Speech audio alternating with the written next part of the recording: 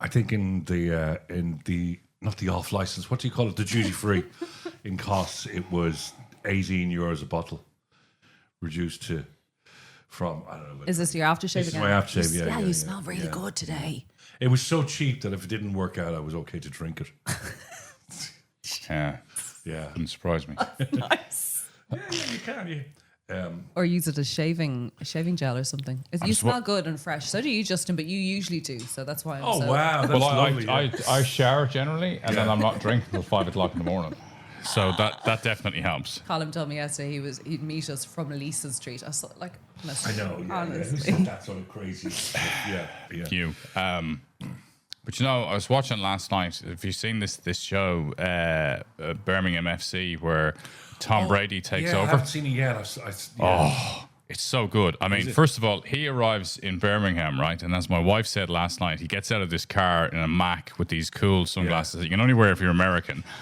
And he's walking into the bar to meet all the fans, and he's like, "We're only going to be in here for 15 minutes, right? I got to drink one of these pints, and then I'm in and out." And they're like, "Yeah, don't worry, Tom." And he gets out, and he's walking, and he has white jeans on. Oh, I mean, he's so In good Birmingham. looking. In Birmingham, right? Yeah. He's the last person to wear white jeans in Birmingham with the Bee Gees. Yeah. He's unreal. yeah, but he also knows he's not about to get his period, correct? Yeah, Tom Brady's not going to get his period. Yeah. Same parents, different timelines, and united by chaos. Strap on, strap in, for the not-so-Christian brothers.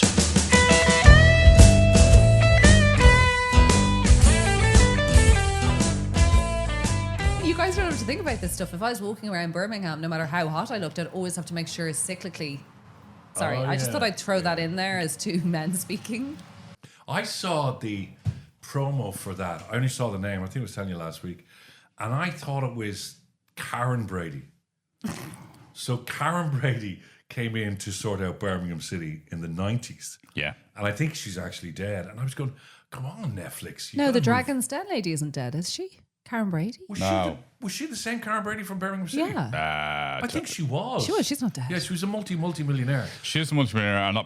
Okay, so if you wanted to have to put your foot in it last night, we're watching that show with Beatrice and Luca, and then Beatrice is going, there was something about Birmingham before. I said, I said, they were the first Premier League team to have a female chairperson. Okay, and I said, and she was really hot. Yeah. And Beatrice looked at me and went, what has that got to do with anything? Yeah. Oh my goodness. Okay. That's very much in keeping with your topic for this week. Oh, really? Okay. So actually, Wow. really beautiful segue, which Yeah. I don't think you're aware of, but that's an interesting observation. And it's not like you did anything wrong there because you're just observing something, right?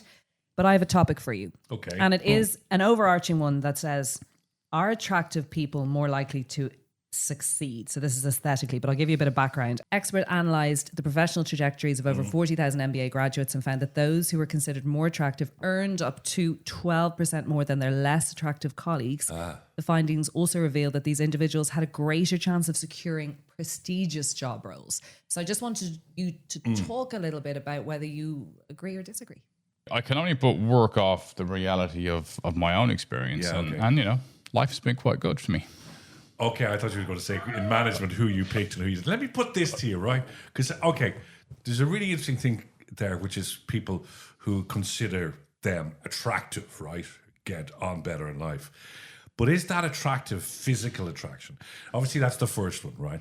So let's say, I remember you saying a couple of weeks ago that you believed that Fox News went out of their way to hire really good-looking newsreaders. And so therefore we were distracted from the news. Yeah. And I get that. But I also think, if you think about the challenge that people have, how horrible a lot of people's lives can be in terms of the grind and just getting your shit done and all that kind of stuff. And then you sit down and you have to learn about, whatever, the US is blowing up something. It's better if it's delivered with really, really nice breasts or an incredibly strong jaw. Well, Brian Dobson had a great job, but terrible titties. Good morning, Brian. But no, you're right. I think there's some, because I'm thinking back to when I was running, when I was in management and that, and you had a position, let's say, of a newsreader or whatever, and you had, and I'm a man, right? and you had a line of women coming in and guys, and you were slightly taken by somebody who was particularly pleasing on the eye. And I don't mean that by Jonathan Healy. Do you know what I mean? You're not in the Harvey Weinstein. No. There's no casting couch. Give me Gaza love and give it to me hard. No. There's no casting couch for newsreaders. But if somebody is pleasant on the eye, but then obviously there's other bits that make them attractive as well, that make people attractive. But I also think in terms of like the media, like if you think about these newsreaders and stuff, and if you go back and look at some of the horrendous things that have happened in these TV stations, and there's been big sexual harassment cases, you often wonder, is it like, the big, fat, white guys who are sitting in the boardroom are hiring the super attractive newsreaders who then have to be at their behest? So, okay, one part of it is the TV, but the other part is, I think sometimes in these corporate media worlds, it can become a kind of almost like a Playboy mansion that you've actually just hiring super attractive people in front of camera, which is good for your audience. Yeah. But it also questions the nature of the people who are hiring and who's at the top of the tree. Listen, the best person you can get is a really good, attractive newsreader that knows exactly what they're doing as well. But I'm thinking, attraction, being attractive, there is more to that, isn't there? There's like. If you're building a management team or whatever, you want attractive people around you, but you're attracted to them, let's say not physically, okay? You're attracted to them intellectually. You're attracted to their get up and go. You're attracted to their positivity. So is that what they mean by attraction, or is it just purely physical? Oh, no, but I think it's really multifaceted, because also the level of engagement or how somebody relates to you makes a huge difference. But also subtle cues. Like if you look at NLP, neuro-linguistic programming, right? So what you can do in terms of gaining somebody's attention is that if you touch them gently twice on the elbow, you actually encourage them psychologically to find you more appealing than if you didn't touch them twice in the elbow. So there are people out there who know these things and can be predatorial, but also really good salespeople know how to engage that deeper psychological level. I was listening to a piece, actually just talking about the most attractive woman in the world, right? The most beautiful woman in the world. Rebecca. Was in the 50s and early 60s was Marilyn Monroe. I mean, everybody wanted to be with her. The two Kennedys, Arthur Miller, wasn't it? Joe DiMaggio, the whole lot. And yet she felt that the worst thing to be was attractive, because when that ran out, as in that chemical that the guy just said, well, I've had you, you're the most attractive person in the world, fantastic. If there's nothing else, I'm off. Now, Joe DiMaggio left her because of her fame and because she was the most beautiful person in the world. Arthur Miller, she wanted to move on from him. The Kennedys had her and then hung up on her, basically sent guys around to tell her to back off. And there's the most beautiful woman in the world and the most attractive woman in the world, and she was abused by men. So maybe sometimes it's not the best to be the most attractive, Because I think physical attraction, let's say in the media or in movies, that's it. That's all they expect from you. They never expected Marilyn Monroe to be clever. And she tried constantly to be clever and intelligent, and that's why she hung out with Arthur Miller, but nobody would accept that from her, even though she was clever. Nobody would accept that from her because she was so attractive. She was so physically beautiful. That's all they wanted. So maybe in some ways it's not the best to be. And maybe it's me being sort of plain, I'm okay with that.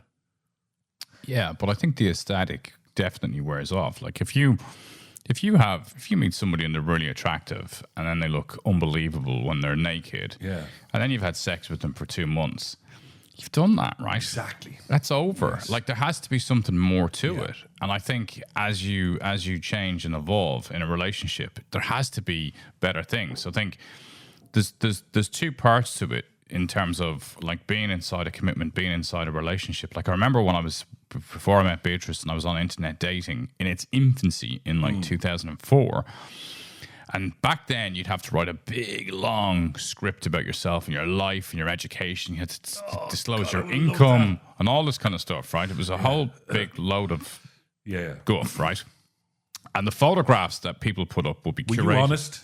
I was so deadly honest. Like Really? my photograph was a photograph taken when I was hungover.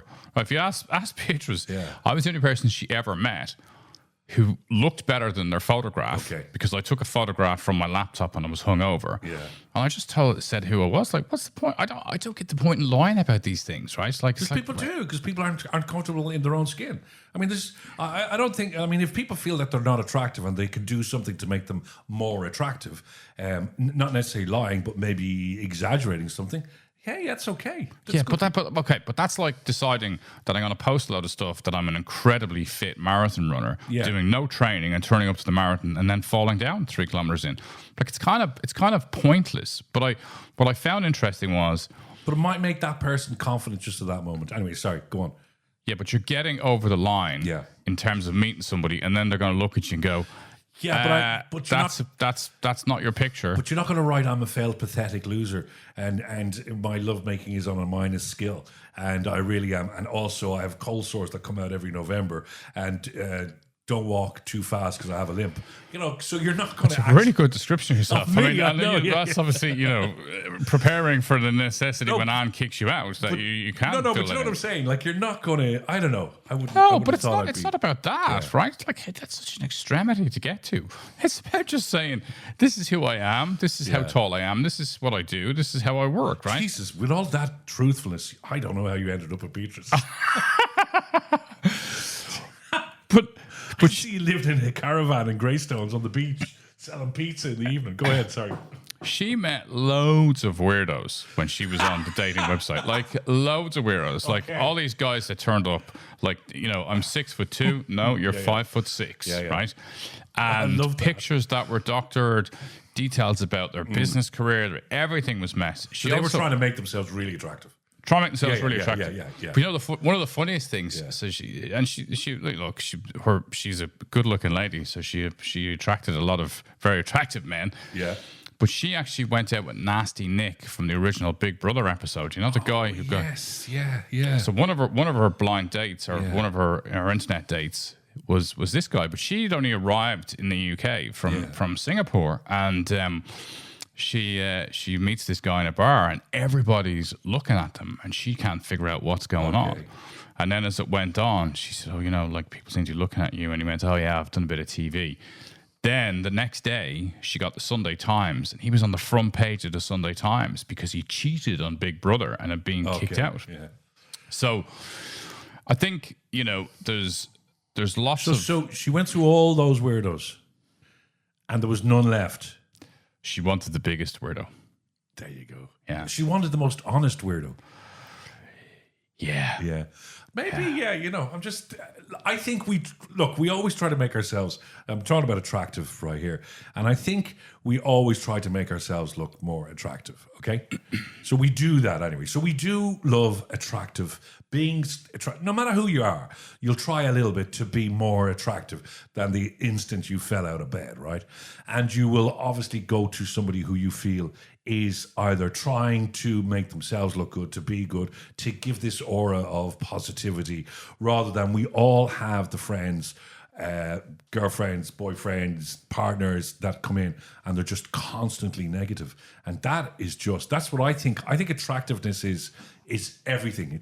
That just makes you feel like, hey, I'll ring that guy and go for a beer, But okay, so from a dating perspective, I can remember this one seminal moment. This actually was a moment that led me to get married, right?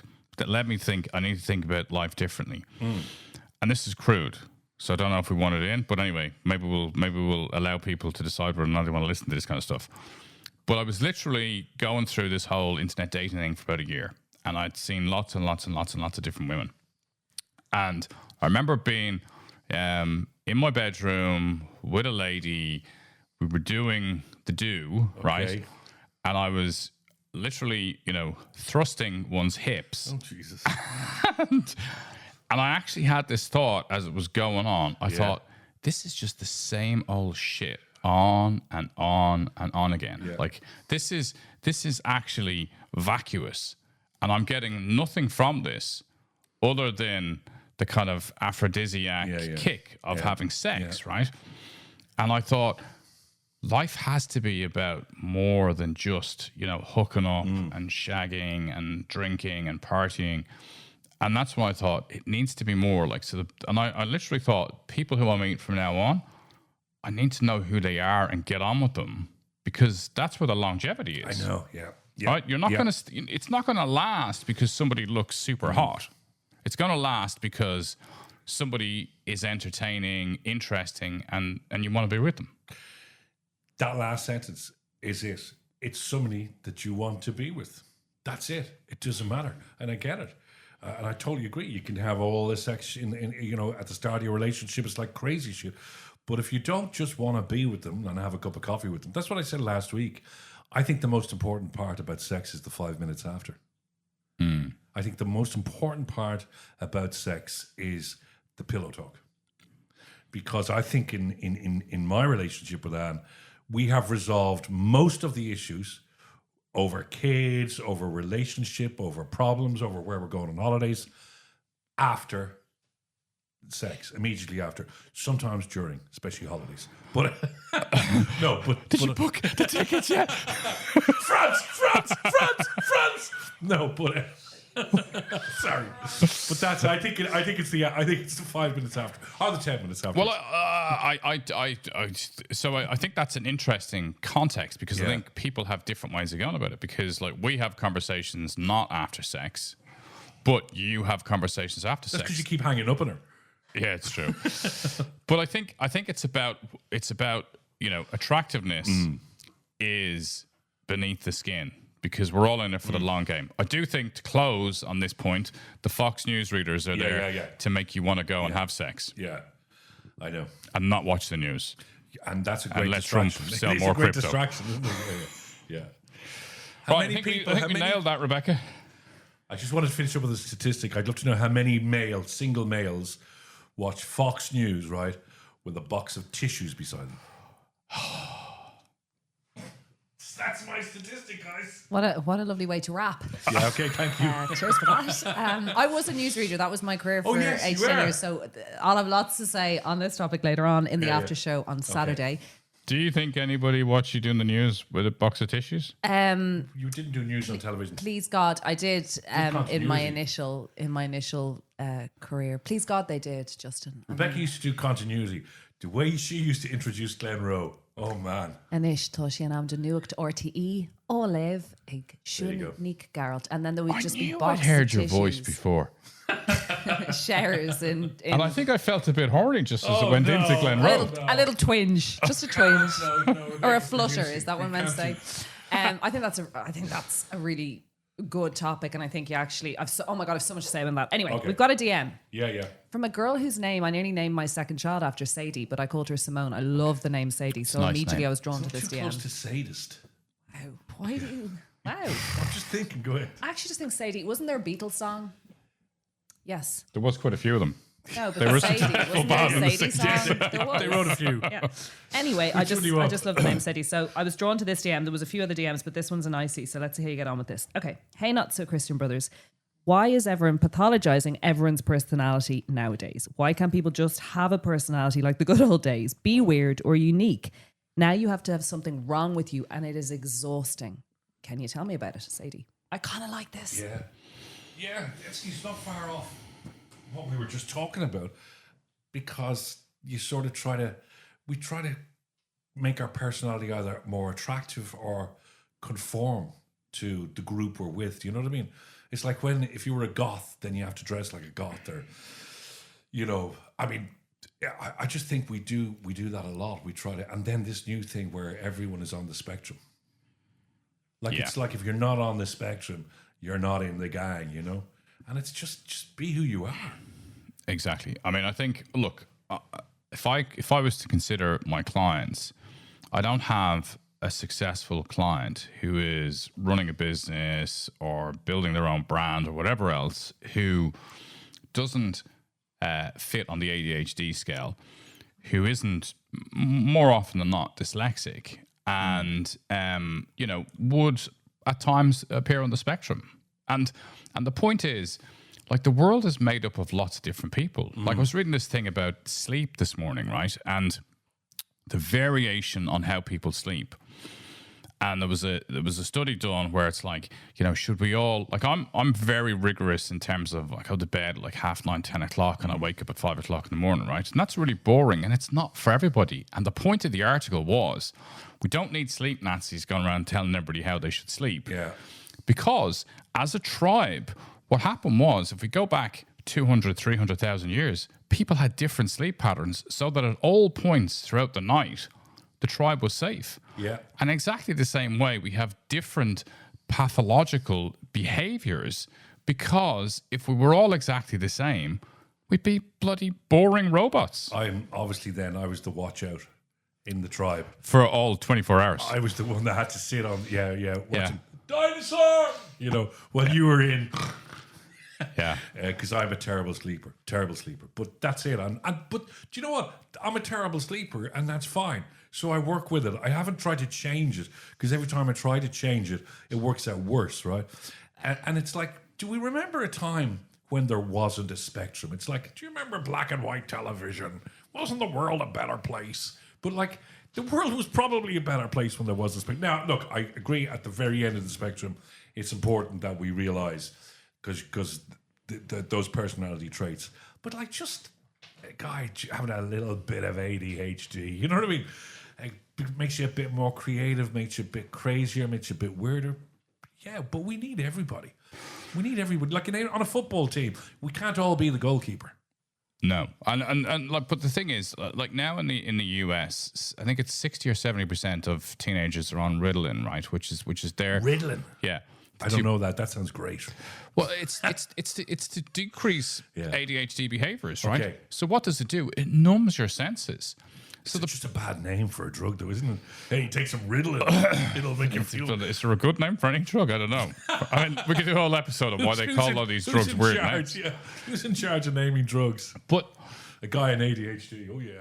But they do this to these kids, and they stop them from being creative. Like, we're talking about, maybe the next Mozart, maybe the next Monet is actually being drugged so that he can't find his creative vein. Yeah. I think, like, I would have tested ADHD 10 years ago. Now I don't test on ADHD anymore. And that's, you can evolve this. Like, we don't need to just suddenly say we have to cut people and we have to drug people, but also use some of these things for your superpowers. Like, for me and for many people who have dyslexia, you find extraordinary other ways to be more creative, because all of a sudden you can't do the normal stuff. So you have to adapt.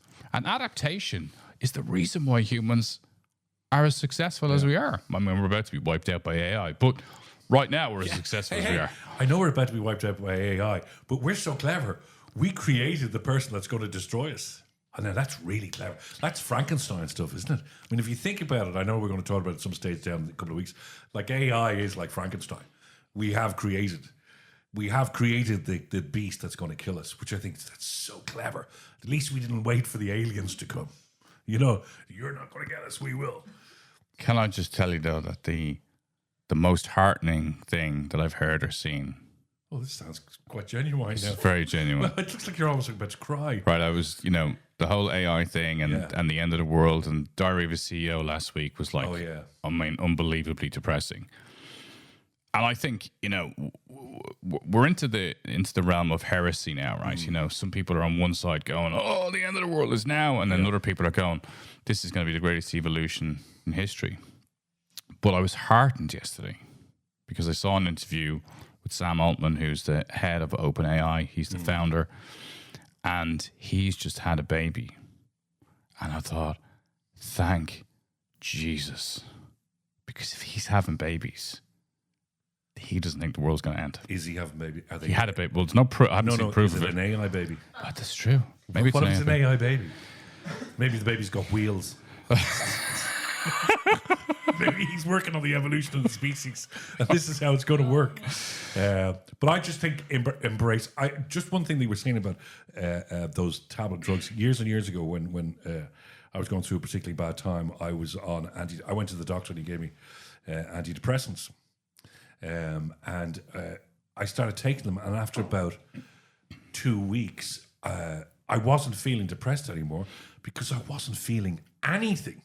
like nothing. I was walking around. It was like the fogs from Victorian times in London. My whole brain was fog. And I tried to write and I couldn't. I couldn't even pick up a pen, so I think I went to crayons. And I realised that this is Nothing's changed there then. I've seen your recent work. this is ridiculous. I started smearing my own poo on the wall into face shape. No, I didn't do that, obviously. But what I realised was that this is really just, it's numbing all my creativity. Now, it was doing what it was meant to do. I wasn't feeling depressed anymore, but I wasn't feeling anything. So I got off them and sort of, I know this is terrible to say, but almost embraced my depression. And that's how I sort of got out of it.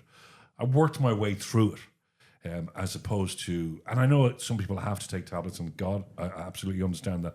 But for me, it just didn't work. Look, in the context of antidepressants, and just for safety of listeners and viewers, yeah. we're not advocating that you don't take them. No, I just said that. Absolutely not. But I think what's important to know I'll take them if they're good. Well, I mean, you take a lot of things. You give me some hot fentanyl, baby. I'm there. What's relevant though is that a lot of times we get put on antidepressants or anti-anxiety tablets by our GP, and there needs to be a pathway off them, right? Yeah. So if you're really bad and you need something, that's great, but there needs to be a structure to get you off it. And I think when you have people who are on these levels of drugs, like I love this word, listless. Right. Like you get people who are just adrift, and it can often find that you have people in your life who are almost devoid of emotion, because they've been numbed to such a level that they cease to interact. They literally just move through life, and that's pretty depressing. I know, to say the least.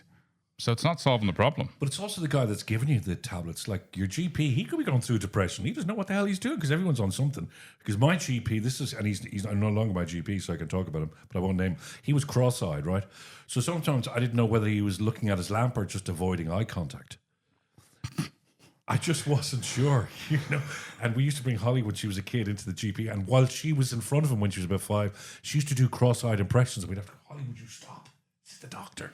So I think he had his issues, and I think he wanted to bring me down to his level. I don't trust doctors. All cross-eyed people are welcome on this podcast.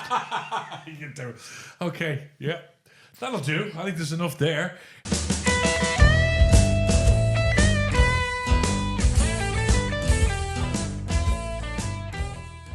Would we be safer if Colm was still on antidepressants? Yes. There'd just be a fog on this side of the room, I had this kind of Sherlock Holmes vision of fog in London and you smoking like a pipe. And I could be like Dr. Watson. Yes, yeah. You could play the violin by the fire. I know. And we could go through the streets of London. I was having more of a Yorkshire Ripper moment there, though. What was the lad? Hounds of the Baskervilles. What was the Ripper lad in London in Victorian times? Wasn't the Yorkshire? Jack the Ripper, yeah. Through the foggy Victorian. Anyway, yeah. I was once in the house where the Hounds of the Baskervilles was filmed. That was good. Yeah. Oh, you what? You bought it? I was once in it. Oh, okay. I was a client. Anyway, sorry. We digress. Stay tuned. This was some show, but wait till you hear what the aftermath is. The after show, yeah. Okay. Thank you for listening.